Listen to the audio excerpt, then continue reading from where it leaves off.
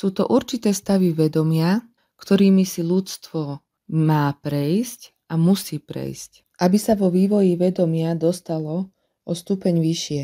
Všetká bolesť, smútok a utrpenie je v podstate cesta k lepšiemu pochopeniu seba samého a tohto sveta. A to sa deje v tejto tzv. Systémovej hre. Veľa z nás je tak zahltených v tom stereotypnom žití, že si nevieme predstaviť nič iné. A keď aj skúšame niečo meniť, nevydržíme a aj tak sa vraciame k tomu starému. Povieme si, však žili sme tak doteraz, prežijeme aj ďalej.